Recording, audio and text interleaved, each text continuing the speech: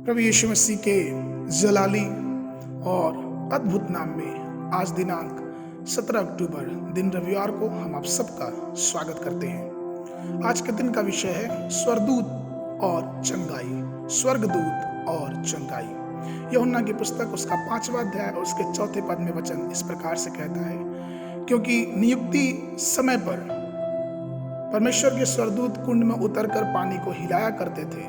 पानी हिलते ही जो कोई पहले उसमें उतरता था वह चंगा हो जाता, चाहे उसे कोई बीमारी क्यों ना हो। मेरे प्रियो, ये घटना उस बैतसैदा के कुंड के पास की है और बैतसैदा की खासियत यह थी कि वो बैतसैदा का कुंड एक चमत्कारी कुंड था, क्योंकि हर समय हर वर्ष एक स्वर्गदूत नीचे आता और वो पानी को हिलाता और जो व्यक्ति बीमार व्यक्ति उस पानी में पहले प्रवेश कर जाता उसे चंगाई मिल जाती। मैं आपको बताऊं कि बैतसैदा का अर्थ होता है दया का घर, अर्थात उस दया के घर में एक स्वर्गदूत प्रकट होता था दया को लेके। वो इतना दयालु था कि उसके पानी हिलाने से कितनी बड़ी परेशानियां, कितनी बड़ी बीमारियां की चंगाई अवश्य होनी थी। लेकिन सवाल ये उठता है कि वह स्वर्गदूत यह कब तक करता रहेगा? क्या वो हर समय आता रहेगा? नहीं प्रियो, एक समय आया कि जब ये बातें रुक गई, क्योंकि यीशु मसीह जब आ गया, यीशु मसीह ने अपने जीवन को, अपने लहू को उस क्रूस पे बहा दिया। उसके लहू बहाए जाने से, उसके कोड़े खाने जाने से हमारी बीमारियां की चंगाई उसके लहू में है। उसके कोड़े खाने से हमारे दुख की जो शिफा है वो उसके कोड़े खाने के घाव में है। इसलिए तो हम ये कहते हैं कि उसके मार खाने से हम चंगे हुए, उसके लहू बहाने से हमारे पापों की, हमारे रोगों की क्षमा मिली। और बैतसैदा की आवश्यकता जब समाप्त हो गई, उसी प्रकार से आज हमें बैतसैदा की जगह यीशु मसीह की आवश्यकता बहुत जरूरी है। वो तो एक जगह था जो कि समय बीतते हुए उसकी सामर्थ चली गई, लेकिन जब यीशु मसीह हमारे लिए लहू बहा गया तो उसकी सामर्थ आज भी हमारे जीवन में काम करती है। वो हमारी सारी कमजोरियों, बीमारियों और पापों से मुक्ति देता है। वो हमें रोगों से मुक्ति देता है और वो उसका लहू आज भी हमें चंगा करता है।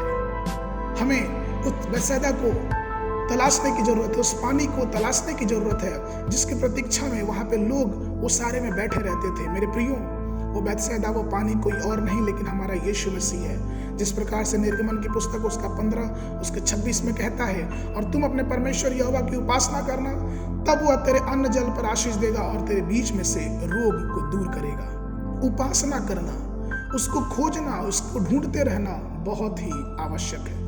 निर्गमन की पुस्तक उसका 23 और उसके 25 पद में फिर वचन कहता है, ताकि जो वचन ऐसे आवश्यकता के द्वारा कहा गया वो पूरा हो, कि उसने हमारी दुर्बलताओं को ले लिया और हमारी बीमारियों को उठा लिया।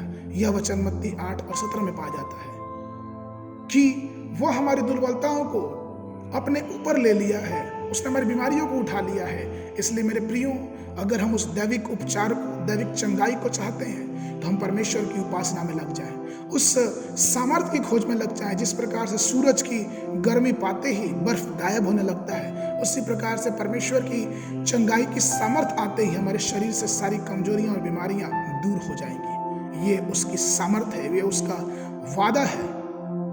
इसलिए आइए हम परमेश्वर की उपासना में लग जाएं, आइए हम परमेश्वर की स्तुति और आराधना में लग जाए। जिस प्रकार से स्वर्गदूत आके उस पानी को हिलाता था, उसी प्रकार से आइए हम उन स्वर्गदूतों के समान परमेश्वर की स्तुति में लग जाएं। आज के मनन के लिए मलाकी की पुस्तक उसका 4 अध्याय उसका 2 पद, परंतु तुम्हारे लिए जो मेरा नाम का भय मानते हैं, धर्म का सूर्य उदय होगा और उसकी किरणों के द्वारा तुम चंगे हो जाओगे और तुम निकल कर पाले हुए बछड़ों की नाई कूदोगे और फांदोगे। परमेश्वर आप सबको आशीष देवे।